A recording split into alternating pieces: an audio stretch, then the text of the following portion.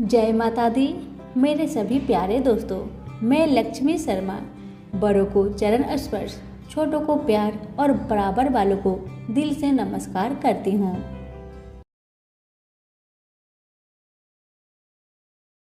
ओम शं शनिचराय नमः। आज की वीडियो में आप सभी सुनेंगे शनिवार की व्रत कथा को पूरा जरूर सुने। अगर अच्छी लगे तो दूसरों को भी शेयर करें। आप सुनिए कथा।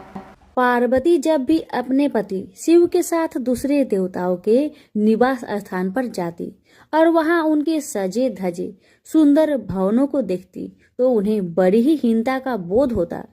वे यह महसूस करती कि हमसे छोटे छोटे देवताओं के पास भी बड़े बड़े भव्य भवन हैं, लेकिन हमारे पास तो कुछ भी नहीं। कहने को मैं आदि देव शिव की पत्नी हूँ, लेकिन रहने के लिए मिली है कैलाश पर्वत की कंदराएं और पहनने के लिए बलकल। किसी उचित आवास के अभाव में अन्य सुख सुविधाओं का उपभोग नहीं कर सकती। एक दिन पार्वती ने अपने मन की व्यथा अपने पति शिव से कही। शिव जी सुनकर मुस्कुराए, फिर बोले, इसमें हीनता की तो कोई बात ही नहीं देवी। प्रत्येक व्यक्ति की अपनी अपनी जीवन शैली होती है। हमारी जीवन शैली यही है, हम अपनी इस शैली को हीन क्यों समझे। अन्य देवगण प्रकृति से बहुत दूर है, जबकि हम प्रकृति की गोद में निवास करते हैं। यह तो हमारे लिए गौरव की बात है, हीनता की नहीं। शिव के तर्कों से पार्वती संतुष्ट नहीं हुई और बोली, मुझे आपकी ये बातें समझ में नहीं आती देव। मुझे तो अपना एक आवास चाहिए, बहुत ही भव्य और सुख सुविधा से पूर्ण। शिव ने अपनी सहज मुस्कान से साथ उत्तर दिया, इसमें क्या मुश्किल है देवी। मैं अभी विश्वकर्मा को बुलवा देता हूँ, उनसे जैसा चाहो वैसा आवास बनवा लो। विश्वकर्मा को बुलाया गया। पार्वती ने आदेश दिया, हमारे लिए ऐसा भव्य बनाओ जैसे विश्व में कहीं ना हो। विश्वकर्मा ने आदेश स्वीकार किया। निर्माण कार्य प्रारंभ हो गया। कुछ ही समय में पार्वती की इच्छा अनुसार भव्य भवन तैयार हो गया। अपने भवन को देखकर पार्वती अति प्रसन्न हुई। गृह प्रवेश की तैयारी होने लगी। पार्वती चाहती थी गृह प्रवेश के समय सभी प्रमुख देवता हमारे यहाँ उपस्थित रहे। शिव ने अपनी सहमति दे दी। सभी प्रमुख देवी देवताओं को आमंत्रण भेजा गया। यह प्रवेश के समय वे सब कैलाश पर्वत पर आ गए। उन्होंने पार्वती के भव्य भवन की भूरी भूरी प्रशंसा की, लेकिन विश्वनेत्री ब्रह्मा खामोश रहे। जब सब देवी देवता जाने लगे तो पार्वती ने ब्रह्मा जी से पूछा, देव क्या आपको यह आवास पसंद नहीं आया। ब्रह्मा जी ने आश्चर्य व्यक्त करते हुए पार्वती से ही प्रश्न किया, देवी मैंने कब ऐसा कहा। आपके चेहरे की भाव भंगिमा कुछ ऐसे कह रही है प्रभु। पार्वती ने अपनी शंका स्पष्ट की। फिर ब्रह्मा जी को मौन देखकर पार्वती ने अपनी बात आगे बढ़ाई, तो आप कुछ संकोच कर रहे हैं, स्पष्ट कहिए क्या बात है। ब्रह्मा जी ने तनिक रुककर उत्तर दिया, देवी और तो सब ठीक है, लेकिन इस प्रसाद पर शनि की कुदृष्टि है। इतना कहकर वे वहां से चले गए। पार्वती ने ब्रह्मा जी की बात शिव को बतलाई तो वे कुछ चिंता में पड़ गए। पार्वती ने पूछा, प्रभु शनि की दृष्टि से क्या हो सकता है, यह प्रसाद जल सकता है। भगवान शिव ने उत्तर दिया, हाँ। यह सुनकर पार्वती भी चिंतित हो गई और बोली, प्रभु इसके लिए कोई उपाय कीजिए। शिव ने निराश व्यक्त की, शनि की दृष्टि को हटाना सरल नहीं है देवी। शिव का उत्तर सुनकर पार्वती आवेश में आ गई और बोली, सरल क्यों नहीं है। आप अभी शनि लोक जाइए और शनि देव से कहिए कि वह हमारे प्रसाद से अपनी कुदृष्टि हटा ले।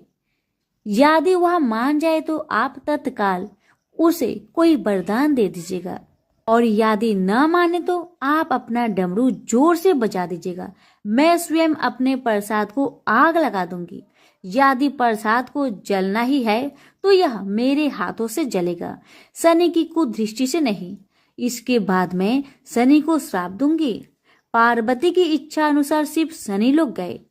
वहां शनि देव ने उनकी अभ्यर्थना की और आदर के साथ आसन पर बैठाया। आसन ग्रहण करने के बाद शिव ने अपने आने का प्रयोजन बताया। देवी पार्वती ने जो प्रसाद बनवाया है उस पर तुम्हारी कुदृष्टि है, अतः वे चाहती है कि तुम उधर से अपनी कुदृष्टि हटा लो। शनि देव ने करवध होकर निवेदन किया, आप निश्चिंत रहे देव, माता पार्वती के प्रसाद पर कुदृष्टि डालने का मैं दुस्साहस नहीं कर सकता। शनि से आश्वासन पाकर शिव प्रसन्न हो गए। शनि, मैं तुमसे प्रसन्न हूँ, तुम जो चाहे वर मांग सकते हो, भोलेनाथ ने कहा। शनि ने विनम्र भाव से कहा, प्रभु आपका दिया हुआ सब कुछ मेरे पास है, अब मैं और क्या मांगू। हाँ, एक इच्छा अवश्य है, वह है आपका तांडव नृत्य देखने की। बहुत दिन हो गए उसे देखे हुए, आप अपना नृत्य दिखला सके तो कृपा होगी। शनि का यह अनुरोध शिव को अच्छा लगा। उन्होंने तत्काल अपना डमरू उठा लिया और लगे नृत्य करने। भोले भंडारी ये भी भूल गए कि पार्वती ने डमरू की आवाज सुनकर अपने नवनिर्मित प्रसाद को जला देने की बात कही थी। बस डमरू बजा बजा कर नृत्य करते रहे। उधर पार्वती ने जब कैलाश पर डमरू की ध्वनि सुनी तो उन्होंने सोचा कि शनि ने अपनी कुदृष्टि हटाना अस्वीकार कर दिया है, अतः वे बहुत दुखी हुई। उन्हें लगा कि यदि मैं तत्काल अपने नवनिर्मित आवास को आग लगा दूंगी तो वह शनि की कुदृष्टि से बच जाएगा। अतः उन्होंने स्वयं ही अपने प्रसाद में आग लगा दी। वह धू धू करके जल उठा। प्रसाद को जलता देख पार्वती का शनि पर क्रोध धीरे धीरे बढ़ने लगा। अब वे उसे श्राप देने को तैयार हो गई, लेकिन उसी समय भगवान शिव वहां पहुंच गए। उन्होंने प्रसाद को जलते देखा तो वे आश्चर्यचकित रह गए। उनकी समझ में ही नहीं आया कि यह कैसे हो गया। फिर अचानक उन्हें सब कुछ स्मरण हो गया। अपनी भूल का उन्हें एहसास हुआ। उन्होंने पार्वती को सब कुछ सुनाया। सच्चाई जानकर पार्वती को भी अपनी जल्दबाजी पर दुख हुआ। अब शनि को श्राप देने का कोई अर्थ नहीं था, प्रत्यक्ष उसका कहीं कोई अपराध नहीं था। फिर भी पार्वती और शिव को यह लग रहा था कि यह सब हुआ शनि की कुदृष्टि से ही, लेकिन स्थिति को देखते हुए वे दोषी नहीं ठहरा सकते। प्रेम से बोलिए शनि महाराज की जय। उमापति शंकर भगवान की जय। पिपलाद ऋषि का नाम आप सभी ने सुना होगा। वह महर्षि दधीचि के पुत्र थे। महर्षि दधीचि जिन्होंने अपनी हड्डियों का दान कर दी थी, जिससे इंद्र का वज्र बनाकर और वृत्तासुर का संहार संभव हो पाया था। यह घटना ब्रह्म पुराण की है। शमशान में जो महर्षि दधीचि के मांस पिंड का दाह संस्कार हो रहा था तो उनकी पत्नी अपने पति का वियोग सहन न कर पाई और पास में स्थित पीपल के वृक्ष की कोटर में जो जड़ों के कारण एक गड्ढा बन जाता है, उसमें अपने 3 वर्ष के बालक को रखकर स्वयं चीता पर सती हो गई। इस प्रकार महर्षि दधीचि और उनकी पत्नी का बलिदान हो गया। किंतु पीपल की कोटर में रखा बालक भूख प्यास से तड़पने लगा और चिल्लाने लगा। जब कोई वस्तु से नहीं मिली तो कोटर में गिरे हुए पीपल के फल खाकर वह बड़ा होने लगा। एक दिन देवऋषि नारद वहां से गुजर रहे थे। नारद जी ने पीपल की कोटर में बालक को देखकर उससे उसका परिचय पूछा। बालक ने अपना परिचय दिया और बताया कि मैं नहीं जानता कि मैं कौन हूँ। नारद ने पूछा, तुम्हारा जनक कौन है? तब बालक भी उसी तरह का उत्तर दिया कि वह नहीं जानता कि उसके जनक कौन है। तब नारद जी ने अपना ध्यान धरकर उस बच्चे के बारे में पूरी जानकारी निकाली और उसे बताया कि तुम महान दधीचि के पुत्र हो।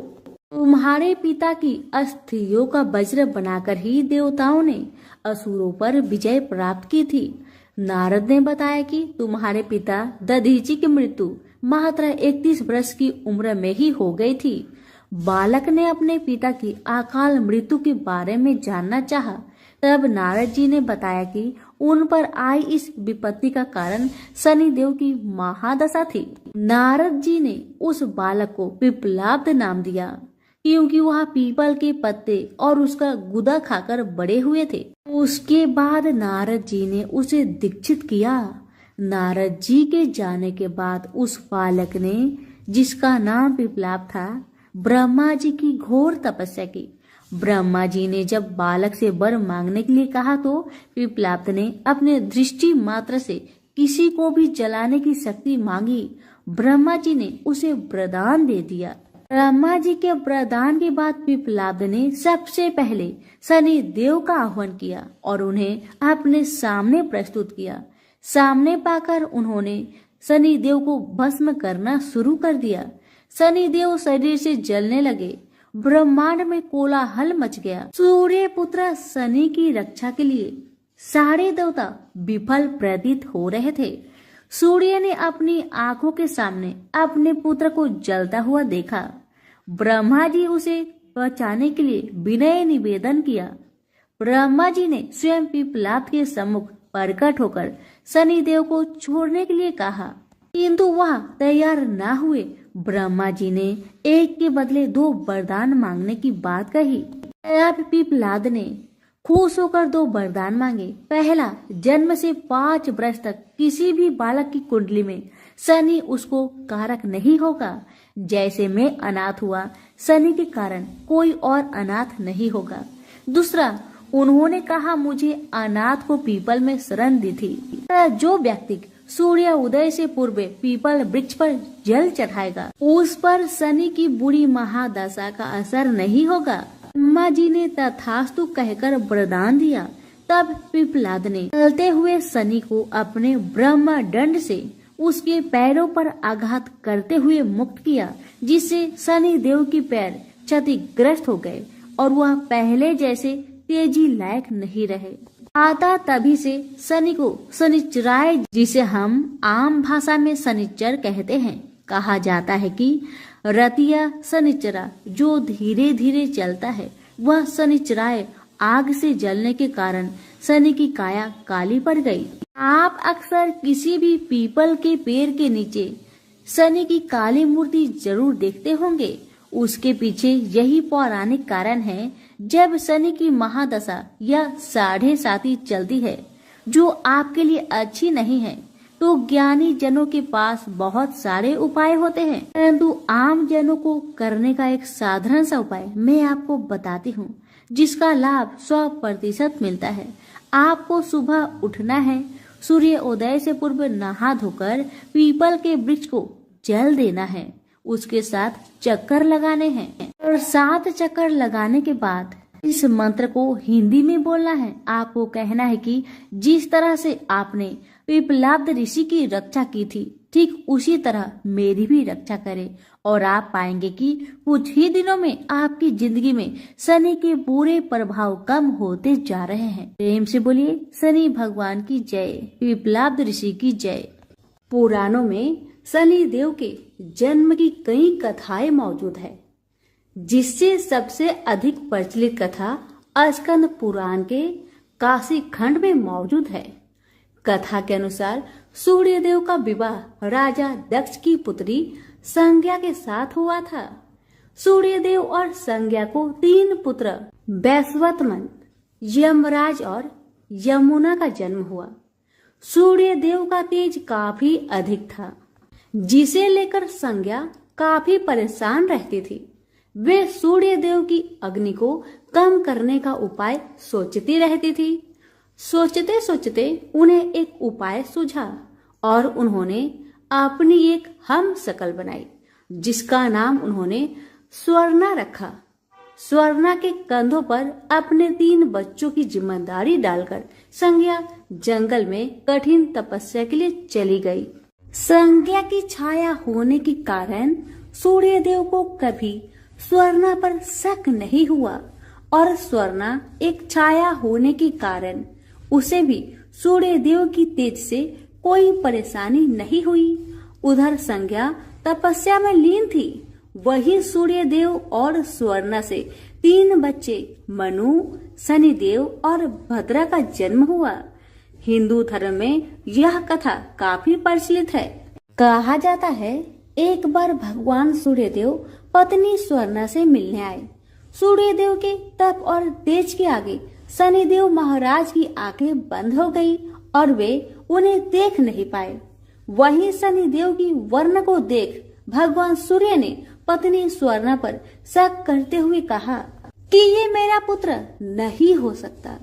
ये बात सुनते ही शनिदेव के मन में सूर्य देव के लिए शत्रु भाव पैदा हो गए, जिसके बाद उन्होंने भगवान शिव की कठिन तपस्या करनी शुरू कर दी। शनिदेव की कठिन तपस्या के बाद भगवान शिव प्रसन्न हुए और उन्हें वरदान मांगने को कहा। इस बात पर शनिदेव ने शिव जी से कहा कि सूर्य देव मेरी माँ का अनादर और प्रताड़ित करते हैं, जिस वजह से उनकी माता को हमेशा अपमानित होना पड़ता है। उन्होंने सूर्य देव से ज्यादा शक्तिशाली और पूजनीय होने का वरदान मांगा। शनिदेव की इस मांग पर उन्होंने शनिदेव को 9 ग्रहों का स्वामी होने का वरदान दिया। उन्हें सबसे श्रेष्ठ स्थान की प्राप्ति हुई। इतना ही नहीं, उन्हें ये भी वरदान दिया गया कि सिर्फ मानव जातक का ही नहीं बल्कि देवता, असुर, गंधर्व, नाग और जगत के सभी प्राणी उनसे भयभीत रहेंगे। प्रेम से बोलिए शनि महाराज की जय हो। एक ब्राह्मण को सपने में नीली घोड़ी पर नीले कपड़े पहने एक आदमी दिखाई देता है और कहता है, हे ब्राह्मण देवता, मैं तेरे लगूंगा। ब्राह्मण घबरा कर उठ गया। अगले दिन यही सपना उसे फिर आता है। यह सपना उसे रोज आने लगा। वह परेशान हो गया और चिंता के मारे दुबला होने लगा। उसकी पत्नी ने कारण पूछा तो उसने सपने के बारे में बताया। ब्राह्मणी बोली, वे अवश्य ही शनि महाराज होंगे। अब की बार देखे तो कहना लग जाओ, पर 1.25 पहर से ज्यादा मत लगना। उस दिन सपना आने पर ब्राह्मण ने कहा, लग जाओ, पर कितने समय के लिए लगोगे? शनि जी बोले, 7.5 वर्ष का लगूंगा। ब्राह्मण ने कहा, क्षमा करे शनि जी, इतना भारी तो मुझसे झेला नहीं जाएगा। तब शनि जी बोले, तो 5 वर्ष का लग जाऊंगा। ब्राह्मण बोला, यह भी मेरे लिए ज्यादा है। शनि जी बोले, 2.5 साल का लग जाओ। ब्राह्मण ने मना किया तो शनि जी कहने लगे, 1.25 पहर का तो लगूंगा ही, इतना तो कोढ़ी, कलंगी, भिखारी के भी लग जाता हूँ। तब ब्राह्मण ने कहा, ठीक है। ब्राह्मण को 1.25 पहर की शनि की दशा लग गई। ब्राह्मण ने नींद से जाकर ब्राह्मणी से कहा, मेरी 1.25 पहर शनि की दशा लग गई है, इसलिए मैं जंगल में जाकर यह समय बिताऊंगा। मेरे लिए खाने पीने का सामान बांध दे। मेरे पीछे से किसी से लड़ाई झगड़ा ना हो, इसका ध्यान रखना। ज्यादातर घर में ही रहना, बच्चों का भी ध्यान रखना। इस 1.25 पहर के समय में कोई गाली भी दे तो चुपचाप सुन लेना, बहस मत करना। यह सब समझाकर ब्राह्मण जंगल में चला गया। जंगल में ब्राह्मण एक पीपल के पेड़ के नीचे बैठ गया और हनुमान जी का पाठ करने लगा। 1 पहर बीत गया। ब्राह्मण ने सोचा बाकी बचा समय रास्ते में बीत जाएगा, इसलिए वहां से चल दिया। रास्ते में एक बाड़ी में मतीरे लगे देखे। माली से एक मतीरा खरीदा, पोटली में बांधा और आगे बढ़ा। आगे एक आदमी मिला जो असल में शनिदेव थे। ब्राह्मण से पूछा, पोटली में क्या है? उसने कहा, मतीरा है। शनिदेव बोले, दिखाओ। ब्राह्मण ने पोटली खोली। उसमें राजकुमार का कटा हुआ खून से लथपथ सिर। शनिदेव ब्राह्मण को राजा के पास ले गए और कहा कि इस ब्राह्मण ने राजकुमार की हत्या कर दी है। इसके पास पोटली में राजकुमार का सिर है। राजा ने कहा, मैं यह नहीं देख सकता, इस ब्राह्मण को सूली पर चढ़ा दो। राजा के यहाँ हाहाकार मच गया। ब्राह्मण को सूली पर चढ़ाने से पहले पूछा गया कि उसकी कोई आखिरी इच्छा हो तो बताए। ब्राह्मण ने सोचा इसी तरह 1.25 पहर पूरा करना होगा। उसने कहा वह रोज बालाजी की कथा सुनता है। मरने से पहले अंतिम बार बालाजी की कथा सुनना चाहता हूँ। ब्राह्मण को कथा सुनाने का प्रबंध किया गया। कथा कहते कहते 1.25 पहर पूरा हो गया। शनि की दशा टलते ही राजकुमार शिकार खेल कर लौटता हुआ दिखाई दिया। राजकुमार को आता देख राजा बहुत खुश हुआ, लेकिन उसे निर्दोष ब्राह्मण की हत्या का दोष लगने का डर सताने लगा। उसने तुरंत घुड़सवार सैनिकों को ब्राह्मण को आदर सहित ले आने के लिए भेजा। ब्राह्मण राज दरबार में आया तो राजा ने क्षमा मांगी और पोटली दिखाने के लिए कहा। पोटली खोली तो उसमें मदिरा था। राजा ने इन सब के बारे में पूछा तो ब्राह्मण ने बताया, मुझे 1.25 पहर की शनिचर की दशा लगी थी, इस कारण यह सब तमाशा हुआ। राजा ने पूछा, यह दशा कैसे टलती है? ब्राह्मण बोला, राजा, ये सेठ के लगे तो काला हाथी या काला घोड़ा दान करे, गरीब के लगे तो पीपल की पूजा करे तब बोले, साजा शनिचर कहिए जाके पाव सदा ही पड़िए। शनि की कहानी सुने, तिल का तेल और काला उड़द दान करे, काले कुत्ते को तेल से चूपर कर रोटी खिलाए तो शनिचर की दशा उतर जाती है। राजा ने उसे मदिरा वापस दे दिया। घर आकर ब्राह्मण ने मदिरा काटा तो उसके बीज की जगह हीरे मोती निकले। ब्राह्मणी ने पूछा, यह कहाँ से लाए? आप तो कह रहे थे शनि की दशा लगी है। ब्राह्मण ने कहा, जब दशा लगी थी तो यही मदिरा राजकुमार का सिर बन गया था। उतरती दशा के शनि जी निहाल कर गए। हे शनि देवता, जैसे ब्राह्मण के शनि की दशा लगी वैसे किसी के ना लगे, निहाल सबको करे। प्रेम से बोलिए शनि महाराज की जय हो। एक समय स्वर्गलोक में सबसे बड़ा कौन, ये प्रश्न पर 9 ग्रह में वाद विवाद हो गया। विवाद इतना बढ़ा कि परस्पर भयंकर युद्ध की स्थिति बन गई। निर्णय के लिए सभी देवता देवराज इंद्र के पास पहुंचे और बोले, हे देवराज, आपको निर्णय करना होगा कि हम में से सबसे बड़ा कौन है। देवताओं का प्रश्न सुनकर देवराज इंद्र उलझन में पड़ गए। इंद्र बोले, मैं इस प्रश्न का उत्तर देने में असमर्थ हूँ। हम सभी पृथ्वी लोक में उज्जैनी नगरी में राजा विक्रम आदित्य के पास चलते हैं। देवराज इंद्र सहित सभी ग्रह उज्जैनी नगरी पहुँचे। महल में पहुंचकर जब देवताओं ने उनसे अपना प्रश्न पूछा तो राजा विक्रमादित्य भी कुछ देर के लिए परेशान हो उठे, क्योंकि सभी देवता अपनी अपनी शक्तियों के कारण महान थे। किसी को भी छोटा या बड़ा कह देने से उनके क्रोध के प्रकोप से भयंकर हानि पहुंच सकती थी। अचानक राजा विक्रमादित्य को एक उपाय सूझा और उन्होंने विभिन्न धातुओं स्वर्ण, रजत, कांसा, तांबा, सीसा, रांगा, जस्ता, अबरक व लोहे के 9 आसन बनवाए। धातुओं के गुणों के अनुसार सभी आसनों को एक दूसरे के पीछे रखवाकर उन्होंने देवताओं को अपने अपने सिंहासन पर बैठने को कहा। देवताओं के बैठने के बाद राजा विक्रमादित्य ने कहा, आपका निर्णय तो स्वयं हो गया। जो सबसे पहले सिंहासन पर विराजमान है वही सबसे बड़ा है। राजा विक्रमादित्य के निर्णय को सुनकर शनि देवता ने सबसे पीछे आसन पर बैठने के कारण अपने को छोटा जानकर क्रोधित होकर कहा, राजा विक्रमादित्य, तुमने मुझे सबसे पीछे बैठाकर मेरा अपमान किया है। तुम मेरी शक्तियां से परिचित नहीं हो, मैं तुम्हारा सर्वनाश कर दूंगा। शनि देव ने कहा, सूर्य एक राशि पर 1 महीने, चंद्रमा 2.25 दिन, मंगल 1.5 महीने, बुध और शुक्र 1 महीने बृहस्पति 13 महीने रहते हैं, लेकिन मैं किसी राशि पर 7.5 वर्ष 7.5 तक रहता हूँ। बड़े बड़े देवताओं को मैंने अपने प्रकोप से पीड़ित किया है।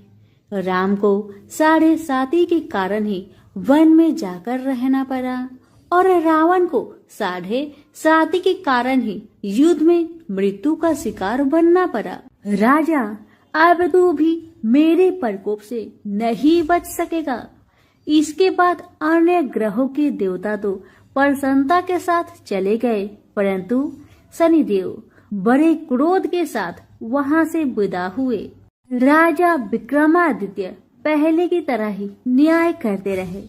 उनके राज्य में सभी स्त्री पुरुष बहुत आनंद से जीवन यापन कर रहे थे। शनिदेव अपना अपमान नहीं भूले। एक दिन राजा की परीक्षा लेने शनिदेव घोड़े के व्यापारी के रूप में राज्य पहुंचे। जब राजा विक्रमादित्य को इस बात का पता चला तो उन्होंने अपने अश्वपाल को कुछ घोड़े खरीदने के लिए भेजा। घोड़े बहुत कीमती थे।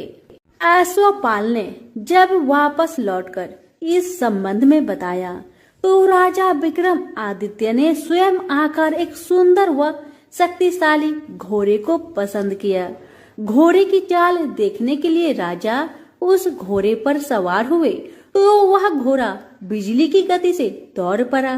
तेजी से दौड़ता घोड़ा राजा को दूर एक जंगल में ले गया और फिर राजा को वहां गिराकर जंगल में कहीं गायब हो गया। राजा अपने नगर को लौटने के लिए जंगल में भटकने लगा, लेकिन उन्हें लौटने का कोई रास्ता नहीं मिला। राजा को भूख प्यास लगाई। बहुत घूमने पर उसे एक चारवाहा मिला। राजा ने उससे पानी मांगा।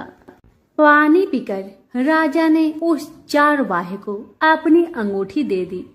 फिर उससे रास्ता पूछकर वह जंगल से निकलकर पास के नगर में पहुंचा। राजा ने एक सेठ की दुकान पर बैठकर कुछ देर आराम किया।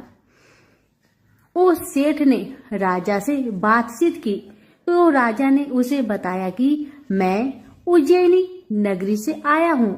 राजा के कुछ देर दुकान पर बैठने से सेठ जी की बहुत बिक्री हुई। सेठ ने राजा को बहुत भाग्यवान समझा और खुश होकर उसे अपने घर भोजन के लिए ले गया। सेठ के घर में सोने का एक हार खूंटी पर लटका हुआ था। राजा को उस कमरे में छोड़कर सेठ कुछ देर के लिए बाहर गया। तभी एक आश्चर्यजनक घटना घटी। राजा के देखते देखते सोने की उस हार को खूंटी निगल गई। सेठ ने कमरे में लौटकर हार को गायब देखा तो चोरी का संदेह राजा पर ही किया, क्योंकि उस कमरे में राजा ही अकेला बैठा था। सेठ ने अपने नौकरों से कहा कि इस परदेसी को रस्सियों से बांधकर नगर के राजा के पास ले चलो। राजा ने विक्रमादित्य से हार के बारे में पूछा तो उसने बताया कि उसके देखते ही देखते खूंटी ने हार को निगल लिया था। इस पर राजा ने क्रोधित होकर चोरी करने के अपराध में विक्रमादित्य के हाथ पांव काटने का आदेश दे दिया। राजा विक्रमादित्य के हाथ पांव काटकर उसे नगर की सड़क पर छोड़ दिया गया। कुछ दिन बाद एक तेली उसे उठाकर अपने घर ले गया और उसे अपने कोल्हू पर बैठा दिया। राजा आवाज देकर बैलों को हाँकता रहता। इस तरह तेली का बैल चलता रहा और राजा को भोजन मिलता रहा। शनि के प्रकोप की 7.5 पूरी होने पर वर्षा ऋतु प्रारंभ हुई। राजा विक्रमादित्य एक रात मेघ मल्हार गा रहा था कि तभी नगर के राजा की लड़की राजकुमारी मोहिनी रथ पर सवार उस तेली के घर के पास से गुजरी। उसने मेघ मल्हार सुना तो उसे बहुत अच्छा लगा और दासी को भेजकर गाने वाले को बुला लाने को कहा। दासी ने लौटकर राजकुमारी को अपंग राजा के बारे में सब कुछ बता दिया। राजकुमारी उसके मेघमल हार से बहुत मोहित हुई, अतः उसने सब कुछ जानकर भी अपंग राजा से विवाह करने का निश्चय कर लिया। राजकुमारी ने अपने माता पिता से जब यह बात कही तो वह हैरान रह गए। रानी ने मोहिनी को समझाया, बेटी, तेरे भाग्य में तो किसी राजा की रानी होना लिखा है, फिर तू उस अपंग से विवाह करके अपने पांव पर कुल्हाड़ी क्यों मार रही हो। राजकुमारी ने अपनी जिद नहीं छोड़ी। अपनी जिद पूरी कराने के लिए उसने भोजन करना छोड़ दिया और प्राण त्याग देने का निश्चय कर लिया। आखिर राजा रानी को बेबस होकर अपंग विक्रम आदित्य से राजकुमारी का विवाह करना पड़ा। विवाह के बाद राजा विक्रम आदित्य और राजकुमारी तेली के घर में रहने लगे। उसी रात स्वप्न में शनि देव ने राजा से कहा, राजा, तुमने मेरा प्रकोप देख लिया। मैंने तुम्हें अपने अपमान का दंड दिया है। राजा ने शनि देव से क्षमा करने को कहा और प्रार्थना की, हे शनिदेव, आपने जितना दुख मुझे दिया है अन्य किसी को न देना। शनिदेव ने कुछ सोचकर कहा, राजा, मैं तुम्हारी प्रार्थना स्वीकार करता हूँ। जो कोई स्त्री पुरुष मेरी पूजा करेगा, शनिवार को व्रत करके मेरी व्रत कथा सुनेगा, उस पर मेरी अनुकंपा बनी रहेगी। प्रातःकाल राजा विक्रम आदित्य की नींद खुली तो अपने हाथ पांव देखकर राजा को बहुत खुशी हुई। उसने मन ही मन शनिदेव को प्रणाम किया। राजकुमारी भी राजा के हाथ पांव सही सलामत देखकर आश्चर्य में डूब गई। तब राजा विक्रम आदित्य ने अपना परिचय देते हुए शनिदेव के प्रकोप की सारी कहानी सुनाई। सेठ को जब इस बात का पता चला तो दौड़ता हुआ तेली के घर पहुंचा और राजा के चरणों में गिरकर क्षमा मांगने लगा। राजा ने उसे क्षमा कर दिया क्योंकि यह सब तो शनिदेव का प्रकोप के कारण ही हुआ था। सेठ राजा को अपने घर ले गया और उसे भोजन कराया। भोजन करते समय वहां एक आश्चर्यजनक घटना घटी। सबके देखते देखते उस खूंटी ने हार उगल दिया। सेठ जी ने अपनी बेटी का विवाह भी राजा के साथ कर दिया और बहुत से स्वर्ण आभूषण, धन आदि देकर राजा को विदा किया। राजा विक्रमादित्य राजकुमारी मोहिनी और सेठ की बेटी के साथ उज्जैनी पहुंचे तो नगर वासियों ने हर्ष से उनका स्वागत किया। अगले दिन राजा विक्रम आदित्य ने पूरे राज्य में घोषणा कराई कि शनिदेव सब देवों में सर्वश्रेष्ठ है। प्रत्येक स्त्री पुरुष शनिवार को उनका व्रत करे और व्रत कथा अवश्य सुने। राजा विक्रम आदित्य की घोषणा से शनिदेव बहुत प्रसन्न हुए।